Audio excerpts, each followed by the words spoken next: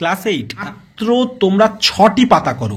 এই গোটা বইটা, এই সম্পূর্ণ বইটার থেকে মাত্র 6টা পাতা প্র্যাকটিস করো, তাতেই 30 নম্বর আসবে। ম্যাথ নিয়ে ভীষণ দুশ্চিন্তা, আমি তার জন্য বারবার তোমাদের বিভিন্ন ধরনের সাজেশন পর্ব এর আগে পিডিএফ সহ জানিয়েছি। এমনকি আমাদের এখানকার স্কুলগুলোতে দেওয়া মোস্ট ইম্পর্টেন্ট ম্যাথও তোমাদের জানিয়েছি উত্তর সহ, এবং তার পিডিএফ ডাউনলোড কিভাবে করে নিতে পারবে তাও জানিয়েছি। দেখো, প্রয়োগ তার মানে 3 নম্বর, উপপাদ্য 10 নম্বর, লেখচিত্র রাশিবিজ্ঞান যেগুলো বলা হয় 9 নম্বর, সম্পাদ্য তোমাদের থাকছে কত, যে 5 নম্বর। মোট তোমাদের তাহলে কি হচ্ছে, এইভাবে 27 নম্বর ক্যারি হবে।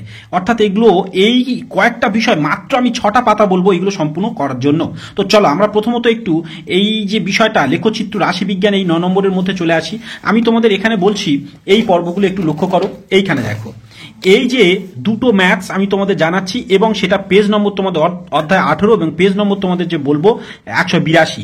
এই যে 8 এবং 9, কোনো কোনো ক্ষেত্রে 7 বলা হয়, তো 8, 9 এই দুটো মোস্ট ইম্পর্টেন্ট তোমরা দেখো, এবং এর সমাধানগুলো তোমাদের আমি একটু জানাবো।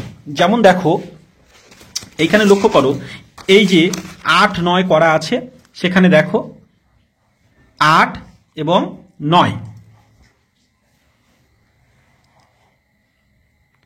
লক্ষ্য করো, দেখো কিভাবে করা হয়েছে সেটা একটু দেখো। আর এইগুলো লিখতে হবে, কিন্তু এইগুলো ভালো করে দেখে নিও এটা।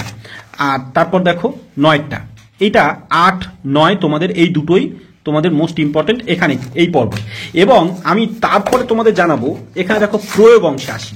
দেখো এই দুটো প্রয়োগ অধ্যায় 20 থেকে এই দুটো প্রয়োগের মধ্যে একটা অবশ্যই তোমাদের আসছে, অর্থাৎ 196 পাতা। দেখো দুটো প্রয়োগ তোমরা একটু দেখে নাও, আর যাদের সমস্যা হচ্ছে তোমরা নিজেরা বাড়িতে এইগুলো দেখে নিতে পারো।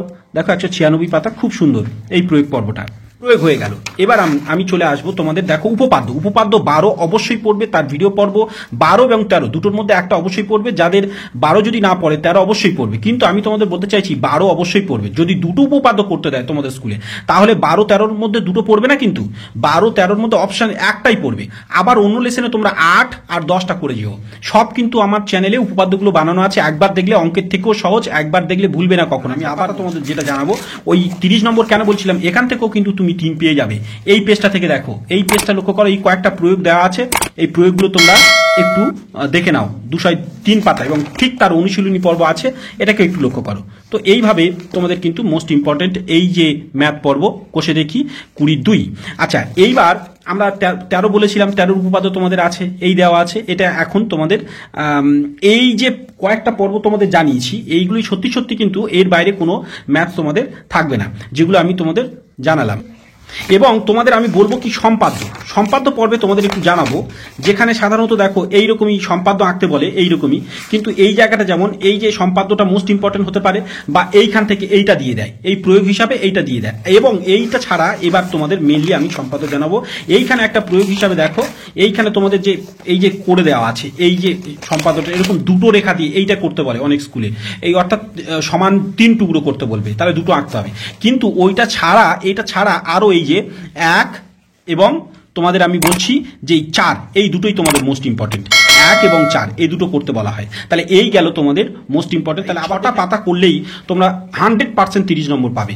তো এটাই তোমাদের কিন্তু ট্রিক্স, অর্থাৎ এর বাইরে তোমাদের তেমন করতে হবে না। যারা অঙ্ক নিয়ে ভয় পাচ্ছ, এইগুলোই বারবার প্র্যাকটিস করো, এগুলো করলেই কিন্তু তুমি 30 নম্বর ক্যারি করে নিতে পারবে। চলো সাথে থাকো, সাবস্ক্রাইব করে সাথে থাকো। আর আমার সেকেন্ড চ্যানেল academia.com চলে যাও, সেখানেও নানান তথ্য তোমরা পাবে।